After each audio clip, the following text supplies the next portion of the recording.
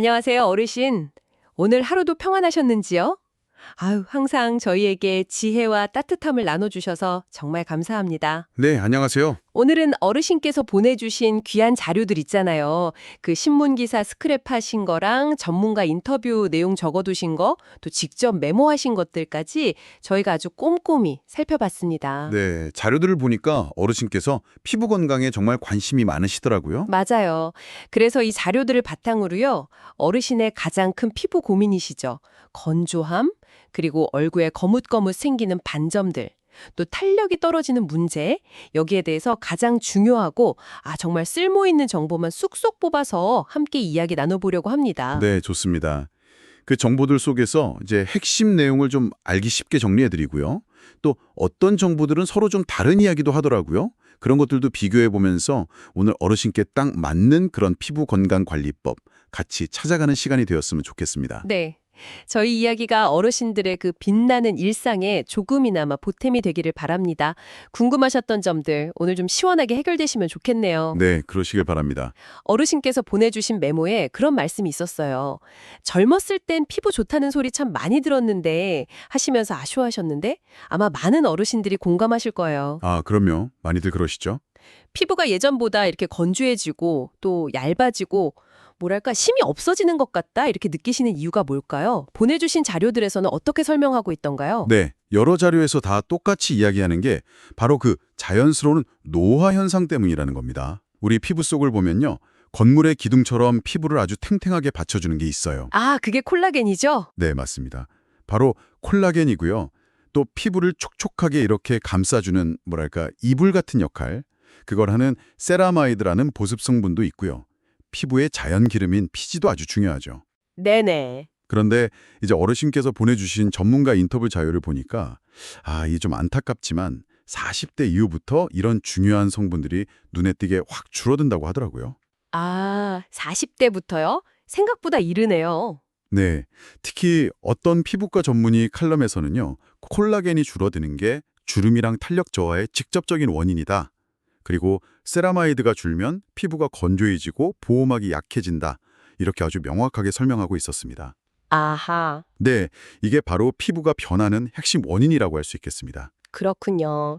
들어보니까 그 콜라겐, 세라마이드, 피지 감소 이 세 가지가 딱 핵심이네요. 특히 건조함은 정말 많은 어르신들이 불편해하셨어요. 보내주신 건강정보지 스크랩에도 보니까 65세 이상 어르신의 80% 이상이 노인성 피부 건조증을 겪는다. 이런 통계가 있더라고요. 네, 굉장히 높은 수치시죠. 가렵고 막 하얗게 일어나기도 하고요. 이걸 좀 해결하려면 어떻게 해야 할까요? 자료들 속에서 뭐 좋은 방법 같은 거 있었나요? 네, 핵심은 딱 이거였습니다. 안팎으로 수분을 지켜라. 안팎으로요? 네, 먼저 몸 안의 수분, 그러니까 물 마시는 습관에 대해서 여러 자료에서 나왔는데요. 한 번에 많이 드시는 것보다 좀 의식적으로 조금씩 자주 드시는 게 흡수에 더 좋다고 공통적으로 이야기하더라고요. 조금씩 자주. 네, 물병 같은 거 옆에 두시고 수시로 드시면 좋을 것 같습니다. 그럼 피부 겉은요? 어떻게 관리하라고 하던가요? 목욕하고 나서가 중요하다고 했던 기사가 있었던 것 같은데. 맞습니다. 정확히 보셨네요. 특히 목욕 습관이랑 목욕 후 관리가 정말 중요하다고 여러 자료에서 강조하고 있었어요. 혹시 3분 황금 시간이라는 말 들어보셨어요? 3분 황금 시간이요? 그건 처음 들어보는데요. 네, 어떤 기사에서 나온 표현인데요. 목욕이나 샤워하고 나서 물기가 완전히 마르기 전이요. 딱 3분 안에 보습제를 듬뿍 발라주시는 거예요.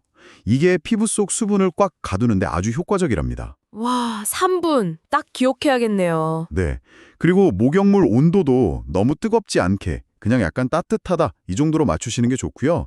비누도 순한 약산성 제품 쓰시거나 만약에 건조함이 너무 심하시면 매일 비누칠 하지 마시고 물로만 가볍게 씻는 것도 방법이라고 조언하더라고요. 맞다. 그리고 떼수건 쓰지 말라는 경고도 있었죠. 네, 아주 중요한 부분입니다. 어르신께서 보내주신 한 피부과 의사 칼럼 보니까 떼수건으로 피부로 막 세게 미는 거 있잖아요.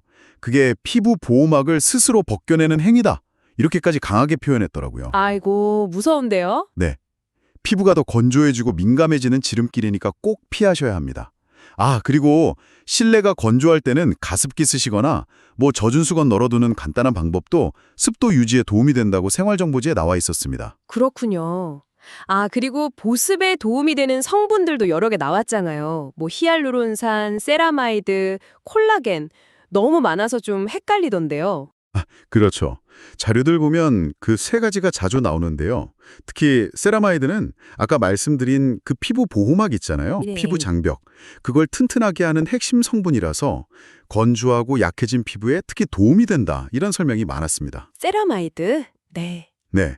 아, 그리고 올리브 오일을 조금 바르는 팁도 있긴 했는데 이건 뭐 모든 피부에 다 맞는 건 아닐 수 있으니까 그냥 참고만 하시면 좋을 것 같고요. 결국 핵심은 보습제 꾸준히 바르기, 그리고 피부에 자극 주지 않기. 이렇게 요약할 수 있겠네요. 네. 이제 건조함에 대해서는 궁금한 게 많이 풀린 것 같습니다. 그럼 다음으로 넘어가서요. 얼굴이나 손등에 생기는 그 거뭇거뭇한 반점들, 이것도 어르신께서 큰 고민이라고 메모에 적어주셨거든요. 네, 그렇죠. 많이 신경 쓰이시죠? 보내주신 자료에 검버섯이랑 김이라는 말이 참 많던데 이 둘은 뭐가 다르고 왜 생기는 건지 자료들은 뭐라고 설명하고 있나요? 네, 그 두 가지 모두 이제 색소 침착 문제이긴 한데 생긴 모양이나 원인이 조금 다르다고 자료들은 설명하고 있어요. 검버섯은요, 의학용어로는 지루각화증이라고 부르더라고요. 지루각화증? 좀 어렵네요. 네, 그렇죠. 주로 이제 나이게 들면서 피부 노화 때문에 생기고요. 햇볕 노출이나 또 유전적인 영향도 좀 받는다고 합니다. 그 어르신께서 보내주신 피부과 정보 사이트 설명 보니까 표면이 약간 울퉁불퉁하거나 사마귀처럼 살짝 튀어나와 있대요. 그리고 색깔은 갈색이나 검은색으로 좀 짙은 편이고요. 아하, 그러니까 만져봤을 때 좀 오돌토돌하면 검버섯일 가능성이 높겠네요. 그럼 기미는요? 어떻게 다른가요? 기미는 주로 뺨이나 이마, 뭐 코 주변처럼 얼굴의 좀 넓은 부위에 연한 갈색이나 회색 빛으로 나타나고요. 경계선이 검버섯처럼 딱 떨어지지 않고 좀 불분명하게 이렇게 퍼져 있는 경우가 많다고 설명합니다. 아, 경계가 흐릿하군요. 네, 기미 역시 햇빛 노출이 주된 원인이긴 한데요. 여성 호르몬 변화랑도 관련이 좀 있어서 특히 여성분들은 임신이나 폐경기 때 더 심해질 수 있다. 이런 내용도 있었습니다. 그렇군요. 결국 뭐 검버섯이든 기미든 오랜 시간 햇볕에 노출된 게 아주 큰 원인이네요. 젊었을 때는 괜찮았는데 수십 년 동안 쌓인 자외선 손상이 나이가 들면서 딱 나타나는 거고요. 정확합니다. 거의 모든 자료에서 그 자외선 누적의 중요성을 아주 강조하고 있었습니다. 그런데 어르신께서 보내주신 자료 중에 인터넷에서 찾으신 정보들도 좀 있었어요. 뭐 레몬즙이나 바나나 껍질, 심지어는 식초랑 밀가루를 섞어 바르면 검버섯이 없어진다. 뭐 이런 내용이었는데 이게 정말 효과가 있는 걸까요? 자료들 사이에서도 의견이 좀 다른 것 같던데요. 네, 그 부분은 정말 주의 깊게 보셔야 합니다. 어르신께서 보내주신 그 유튜브 영상 링크나 블로그 글 같은 데서는요, 뭐 레몬의 비타민C나 구연산, 또 바나나 껍질의 항산화 성분 같은 게 미백이나 각질 제거에 도움을 줄 수 있다, 이렇게 주장하는 내용이 있었어요. 네, 있었어요. 하지만 함께 보내주신 그 피부과 전문의들의 칼럼이나 인터뷰 기사에서는 이런 민간요법에 대해서 아주 강력하게 경고를 하고 있습니다. 특히 식초를 피부에 직접 바르거나 뭐 밀가루, 베이킹소다 이런 거랑 섞어 쓰는 거요. 이건 절대 하지 말라고 한 목소리로 말합니다. 절대요. 네, 심각한 화학적 화상을 입거나 흉터가 남을 수 있고요. 검버섯 제거 효과는 전혀 검증되지 않았다는 거죠. 감자나 알로에 팩 같은 것도 피부 진정 효과는 뭐 있을지 몰라도 검버섯 자체를 없애지는 못한다고 지적하고요. 잘못된 정보는 오히려 피부를 심하게 망가뜨릴 수 있으니까 이런 민간요법은 시도하지 않는 것이 현명하다. 이게 전문가들의 공통된 의견입니다. 와, 식초는 정말 위험하군요. 정보가 하도 많으니까 뭘 믿어야 할지 혼란스러울 수 있겠어요. 정말. 네, 맞습니다. 그럼 검버섯을 좀 안전하고 효과적으로 치료하는 방법은 뭐라고 자료들은 이야기하나요? 보내주신 여러 피부과 전문의 의견을 종합해보면요. 현재로서는 레이저 치료가 가장 확실하고 안전한 방법이라고 다들 입을 모으고 있습니다. 뭐 CO2 레이저나 업임약 레이저 같은 장비를 이용하는데요. 검버섯은 주로 피부 표피층, 그러니까 얕은 층에 있기 때문에 레이저로 비교적 간단하게 제거되고 재발률도 낮은 편이라고 설명합니다. 아, 레이저 치료가 답이군요. 그런데 아까 뭔가 중요한 주의사항이 있다고 하셨던 것 같은데 검버섯처럼 보이는 게 다 검버섯이 아닐 수도 있다고요? 네, 바로 그 점입니다. 어르신께서 밑줄까지 쫙 쳐서 보내주신 그 함익병 피부과 원장님 칼럼 내용이었죠. 이거 정말 중요합니다. 겉으로 보기에는 그냥 일반적인 검버섯이랑 아주 비슷하게 생겼는데 실제로는 피부암, 기저세포암이나 편평세포암, 특히 악성 흑색종인 경우가 드물게 있다는 겁니다. 네, 피부암이요. 네. 따라서 반점 모양이 좀 비대칭적이거나 경계가 막 울퉁불퉁 불규칙하거나 색깔이 얼룩덜룩 균일하지 않고 여러 색이 섞여 있거나 크기가 갑자기 막 커지거나 아니면 피나 진물이 난다거나 이런 변화가 보이면 절대 그냥 넘기시면 안 되고요. 반드시 피부과 전문의에게 정확한 진단을 받아야 한다고 아주 강력하게 권고하고 있습니다. 필요하면 조직 검사를 해서 암세포가 있는지 확인해야 할 수도 있습니다. 와, 세상에 정말 무섭네요. 그냥 나이 들어서 생기는 점이려니 했는데 피부암일 수도 있다니. 아, 그리고 갑자기 검버섯이 막 많이 생기는 것도 주의해야 한다고 하셨죠. 맞습니다. 레저트렐라 징후라고 불리는 현상인데요. 짧은 기간 안에 갑자기 몸 여러 군데에 검버섯이 확 많이 생겨난다면 이게 혹시 위암이나 폐암, 대장암 같은 내부장기 암의 신호일 수도 있다는 연구 결과가 있다고 합니다. 아, 네, 그래서 이 경우에도 반드시 병원을 찾아서 검사를 받아보시는 게 중요하다고 관련 자료에서 강조하고 있었습니다. 허허, 검버섯. 이거 정말 가볍게 볼 문제가 아니었네요. 그럼 미리 좀 예방하거나 이미 생긴 반점을 좀 옅어지게 하는 방법은 없을까요? 레이저 치료 말고 집에서 할 수 있는 그런 관리법 같은 거요. 네, 예방과 관리의 제일 원칙은 모든 자료에서 똑같이 자외선 차단을 꼽았습니다. 이건 뭐 아무리 강조해도 지나치지 않죠? 자외선 차단. 네. 그리고 보내주신 그 화장품 정보 자료를 보면요. 미백 기능성 성분인 나이아신아마이드나 비타민 C가 들어있는 제품을 꾸준히 사용하는 것이 기미 개선이나 색소 침착 예방에 도움을 줄 수 있다고 합니다. 레티놀 성분도 효과가 있긴 한데 이건 피부에 좀 자극이 있을 수 있으니까 처음에는 아주 조금만 일주일에 2-번 정도로 시작해서 점차 늘려가는 식으로 조심스럽게 사용해야 한다는 주의사항도 있었습니다. 아, 레티놀은 좀 조심해야 하는군요. 먹는 음식도 중요하겠죠. 아까 항산화 성분이 풍부한 음식이 좋다고 하셨는데 어떤 음식들이 좀 구체적으로 나왔나요? 네, 어르신께서 스크랩해 오신 검버섯에 좋은 음식 기사에 보니까 시금치, 당근, 호두, 늙은 호박 이런 것들이 언급되어 있었죠. 네, 맞아요. 네, 이런 식품들에 풍부한 베타카로틴, 이게 비타민 A의 전구체거든요. 또 비타민 E, 오메가3 같은 항산화 성분들이 자외선이나 노화로 인한 피부 손상을 줄여주는 역할을 하기 때문일 겁니다. 다른 건강정보 자료들에서도 딸기, 블루베리 같은 베리류, 토마토, 녹차, 그리고 불포화 지방산이 풍부한 올리브 오일이나 등푸른 생선, 견과류 이런 것들을 꾸준히 먹는 게 피부 노화를 늦추고 염증을 줄이는 데 도움이 된다고 공통적으로 이야기하고 있었습니다. 아보카도 역시 비타민 E랑 건강한 지방이 많아서 피부에 좋은 식품으로 소개되었고요. 그렇군요. 자외선 차단 잘하고 미백 화장품 쓰고 항산화 음식 챙겨 먹는 것. 이거 꼭 기억해야겠습니다. 자, 이제 마지막 고민입니다. 탄력 저하와 주름 문제. 아까 콜라겐이 피부 기둥이라고 하셨는데 이 콜라겐을 보충하는 방법에 대해서 자료들은 뭐라고 하나요? 족발이나 닭발 먹는 게 도움이 된다. 이런 이야기도 있던데요. 그 부분에 대해서는 의견이 좀 나뉘더라고요. 일부 대중건강정보지에서는 족발, 닭발 이런 걸 언급하기도 했지만 어르신께서 보내주신 전문가 인터뷰나 약사 추천 영양제 정보에서는 조금 다른 이야기를 하고 있었어요. 음식 속에 들어있는 콜라겐은 분자 크기가 너무 커서요. 소화 과정에서 다 아미노산으로 분해되기 때문에 피부까지 직접 도달하기는 좀 어렵다. 이런 의견이 더 많았습니다. 아, 먹는다고 바로 피부로 가는 게 아니군요. 그럼 효과적인 방법은 뭔가요? 다른 방법이 있나요? 네, 최근 연구 결과들을 인용한 자료들에서는 저분자 콜라겐 펩타이드 형태의 먹는 영양제가 대안으로 제시되고 있었습니다. 저분자 콜라겐 펩타이드요? 네, 저분자라는 말이 콜라겐을 아주 작게, 잘게 쪼개서 우리 몸, 특히 피부에 더 잘 흡수될 수 있도록 만들었다는 뜻입니다. 이런 형태의 콜라겐 펩타이드가 피부 속 콜라겐 생성을 돕고 또 피부 탄력이나 보습 개선에 상당히 의미 있는 효과를 보였다는 연구 결과들을 근거로 들고 있었습니다. 아, 그냥 콜라겐이 아니라 저분자 콜라겐 펩타이드 형태여야 흡수가 잘 된다 이 말씀이시군요. 아, 그리고 비타민C를 같이 먹으면 더 좋다는 내용도 있었죠. 네, 맞습니다. 아주 중요한 포인트입니다. 여러 자료에서 공통적으로 강조한 내용인데요.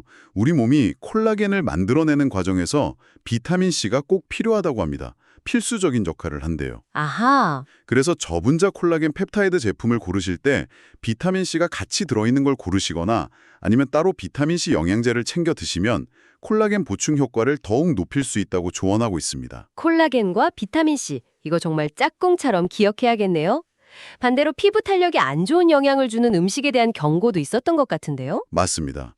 설탕에 많이 들어간 단 음식이나 정제된 탄수화물, 그러니까 뭐 흰빵이나 면 같은 거요. 그리고 짠 음식, 이런 것들은 우리 몸속에서 당화 반응이라는 걸 일으킨대요. 이게 콜라겐 섬유를 손상시키고 탄력을 떨어뜨려서 노화를 더 빨리 오게 할 수 있다는 경고가 있었습니다. 아, 단 거, 짠 거, 흰빵. 네. 튀긴 음식이나 가공식품 섭취를 줄이는 것도 피부 건강에는 물론이고 전신 건강에도 좋다고 강조했고요. 자, 그럼 오늘 어르신께서 보내주신 다양한 자료들을 통해서 알아본 피부 건강관리법들을 한번 싹 정리해볼까요? 결국 건강한 피부를 오랫동안 유지하기 위해서 가장 중요한 핵심 습관들 어떤 것들이 있었죠? 네, 여러 자료에서 정말 반복적으로 강조된 핵심들을 한번 정리해 보겠습니다. 첫째는요, 뭐니 해도 자외선 차단입니다. 역시 첫 번째는 자외선 차단. 네, 이건 아무리 강조해도 부족함이 없어요. 매일 흐린 날에도 겨울에도 외출 30분 전에는 자외선 차단제를 꼭 바르셔야 합니다. 그 SPF는 30에서 50 이상, PA는 플러스 이상인 제품을 선택하라고 구체적인 가이드라인을 제시한 자료도 있었죠. 네, 있었어요. SPF, PA. 네, SPF는 자외선 B, 이게 피부 화상을 일으키는 거고요. PA 뒤에 붙는 플러스 개수는 자외선 A, 이게 피부 노화나 기미를 유발하는 건데 그 차단 강도를 의미하니까 참고하시면 좋습니다. 모자나 양산 활용하시는 것도 좋고 얼굴뿐만 아니라 손등까지 꼼꼼하게 바르는 습관이 중요합니다. 네, 자외선 차단은 정말 기본 중에 기본이네요. 네. 두 번째는 뭐였죠? 둘째는 순환 관리입니다. 뜨거운 물로 세수하거나 떼수건 사용하거나 과도하게 마사지하는 등 피부에 자극을 주는 행동은 피부 보호막을 손상시키니까 피해야 합니다. 순환 세정제 사용하고 부드럽게 세안하는 게 중요하다고 강조되었습니다. 세 번째는 보습이었죠. 맞습니다. 셋째, 보습과 피부 장벽 강화입니다. 피부를 촉촉하게 유지하고 외부 자극으로부터 피부를 지키는 보호막, 그러니까 피부 장벽을 튼튼하게 관리해야 합니다. 꾸준히 보습제 사용하시는 거, 특히 아까 말씀드린 세라마이드 성분 들어있는 제품을 고려해보시는 것도 좋고요. 그리고 물 충분히 드시는 거, 이게 기본입니다. 네 번째는 역시 먹는 거 식단 관리겠네요. 그렇죠. 넷째, 건강한 식단입니다.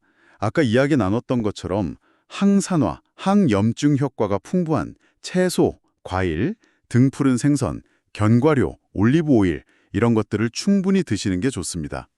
반대로 설탕, 짠 음식, 가공식품, 튀긴 음식, 붉은 육류 섭취는 줄이는 것이 피부 노화 방지에 도움이 된다는 것이 공통된 의견이었습니다. 마지막으로 생활 습관도 빼놓을 수 없겠죠. 물론입니다. 다섯째, 건강한 생활 습관입니다. 스트레스 잘 관리하시고 잠 충분히 주무시는 거. 특히 밤 10시에서 새벽 2시 사이에 성장 호르몬이 많이 나온다고 하죠. 그리고 규칙적으로 운동하시는 게 피부세포 재생이랑 혈액순환에 도움을 줍니다. 금연하고 술 줄이시는 건 역시 피부 건강에 필수적이라는 점 여러 자료에서 지적하고 있었습니다. 아, 그리고 영양제는요? 네, 영양제. 앞서 언급된 그 저분자 콜라겐, 비타민C, 비타민 E, 오메가3, 히알루론산, 세라마이드 이런 것들이 도움이 될 수는 있지만 어디까지나 보조적인 수단이라는 걸 기억하셔야 하고요. 반드시 의사 선생님이나 약사님과 상담하신 후에 본인에게 맞는 것을 선택해야 한다는 점도 중요하게 언급되었습니다. 특히 비타민 D 같은 경우는 혈액 검사로 부족한지 확인하고 드시는 게 좋다는 조언도 있었고요. 와, 오늘 정말 어르신께서 보내주신 자료들 덕분에 저희도 공부 많이 했네요. 정말 알찬 정보들을 깊이 있게 살펴볼 수 있었습니다.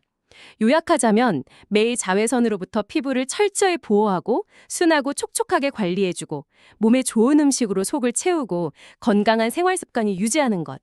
이게 핵심이겠네요. 네, 맞습니다. 그리고 가장 중요한 것.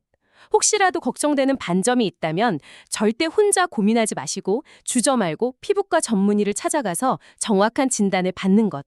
이거 꼭 잊지 않으셨으면 좋겠습니다. 맞습니다. 피부는 뭐 하루아침에 확 좋아지기보다는 꾸준한 관심과 정성이 쌓여서 건강해지는 것 같습니다. 오늘 저희가 살펴본 내용들이 어르신의 그 빛나는 피부, 그리고 자신감 있는 생활에 조금이나마 도움이 되기를 진심으로 바랍니다. 건강한 피부는 우리 몸 전체의 건강 신호등과도 같으니까요. 네, 오늘 저희가 어르신의 자료들을 바탕으로 함께 나눈 이야기가 유익하셨을기를 바랍니다.